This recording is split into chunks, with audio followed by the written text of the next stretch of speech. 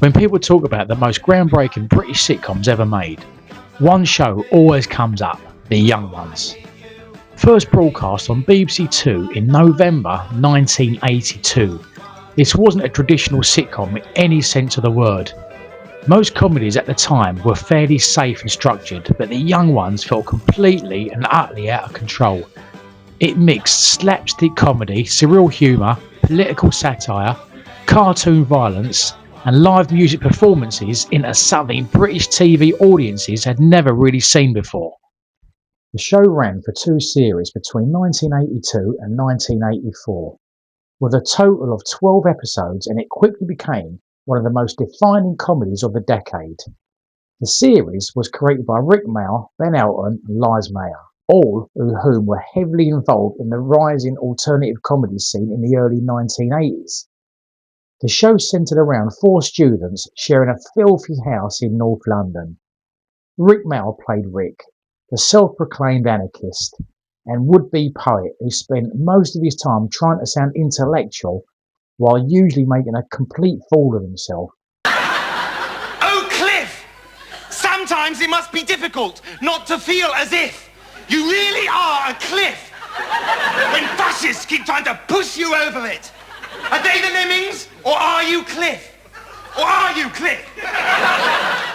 Rick was loud, arrogant, dramatic, and desperate to be taken seriously, despite the fact nobody in the house had much respect for him at all. Why don't you like me? Because you're a complete bastard. Vivian, I'm being serious. So am I. You're a complete bastard and we all hate you. I find that rather difficult to believe. Adrian Edmondson played Vivian, the wild punk medical student whose solution to almost every problem involved violence, explosions, or destroying part of the house. Vivian became one of the most iconic characters in British comedy history thanks to his unpredictable behaviour and complete lack of common sense. It's funny, but being ill makes me lose my usual tolerant and easygoing approach to communal living. Nigel played Neil, the permanently miserable hippie who was constantly cooking lentils and complaining about life, while the others treated him like the house servant. You interest me, but today you have. Why'd you keep coming in here carrying a cake and saying surprise? It's my birthday. Now you knew that anyway, and we don't care, so where's the surprise? What's this? It's a fish, Mike. Oh, thanks. Christopher Ryan played Mike, the so-called cool one of the group. Wait a minute, I haven't finished my sentence. I meant to say, what's this fish doing in my bed? It's not in your bed, Mike. Oh, yeah, right, yeah, thanks for it. Mike always acted confident, smooth, although half the time he clearly had no idea what he was talking about. Okay, so I've got it now. So what's this fish doing in my bed? What fish? Sorry. That's okay, Mike. What Neil's on about? Hey! That's cannibalism. I better get some domestos. But domestos! And just one more thing.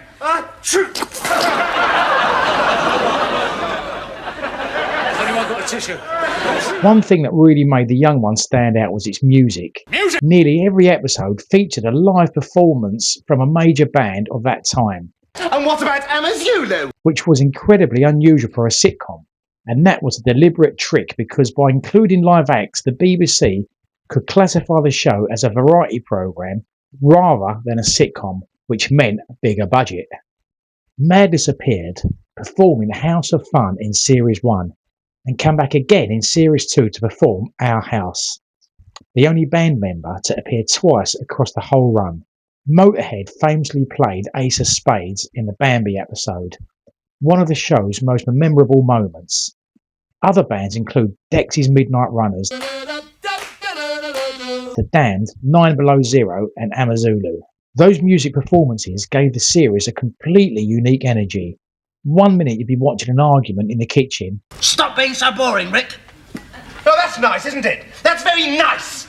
Coming from someone as boring as you. Look, can you two guys stop hassling each other? I'm getting really bored with it. and the next minute a full-on band would suddenly appear for absolutely no reason whatsoever. The humour itself was total chaos. One of the most iconic moments comes at the very end of the final episode, Summer Holiday, when the boys steal a double-decker bus and Vivian drives it straight through a giant Cliff Richard billboard and over a cliff edge. It's the perfect ending to the whole series.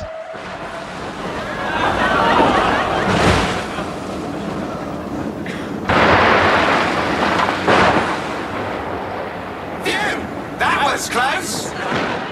One of the most loved episodes is probably Bambi, the University Challenge episode from Series 2.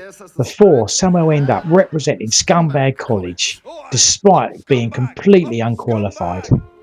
The rival team is packed with future stars Emma Thompson, Stephen Fry and Hugh Laurie, plus the show's own co-writer Ben Elton, all playing the posh Footlights College Oxbridge team. The host, Bambi, is played by Griff Rhys-Jones, in a parody of a real-life presenter, Bamber Gascoigne. The entire episode turns into a complete disaster almost immediately, with the team spending more time arguing and fighting than actually answering questions. There's also a brilliant moment where Vivian solves a problem in the only way he knows, by destroying the set entirely. Achtung! It's not an automatic! Another funny episode is Nasty, where a human-shaped package arrives from Transvaal and out steps a vampire played by Alexis Sal, who tries to pass himself off as a driving instructor from Johannesburg. Greetings from South Africa. Ah! It's a vampire! In a parcel! In the kitchen! Hate mail. The mixture of horror, parody and complete absurdity perfectly sums up this show's style, especially when the boys realise that vampires only attack virgins. I don't see what all the fuss is about. Vampires only attack virgins. I'm not worried for myself, Viv. It's Rik and Mayall I'm concerned for. What? Me? Ha! Rick? A virgin? Ha ha ha ha! Just try telling that to some of the foxy chicks who owe me favours. Well, if Rick's not a virgin, then I'm not either. Well, we'll soon be able to find out, won't we? Because the vampire's gonna know. And if anybody gets attacked, then we'll know. Leading to all four of them unconvincingly denying their innocence. Alexis Sal became another huge part of the series. He appeared throughout as various members of the same family, the Belowskis, playing the landlord and his various bizarre relatives. The show never really explained the logic of it, which somehow made it even funnier. The guest appearances throughout the series are fascinating to look back on. Jennifer Saunders appeared before becoming famous with French and Saunders, and later absolutely fabulous. Dawn French also made appearances, as did Stephen Fry, Hugh Laurie and Emma Thompson. A lot of these actors would go on and completely dominate British comedy and TV over the next couple of decades, which makes the young ones feel even more important. Oh yeah? Yes! I was here first! You got any witnesses? Look, I don't need witnesses. Just get off my property! No!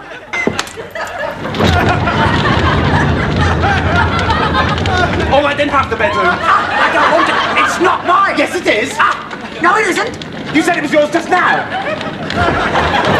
Neil, your bedroom's on fire! The influence of the show is massive. Without the young ones, you probably don't get later cult comedies like Bottom, which reunited Rik Mayall and Adrian Edmondson from 1991. If you've enjoyed this one, please do give it a thumbs up. It really does make a huge difference to the channel. As always, thanks for watching and I'll see you in the next one.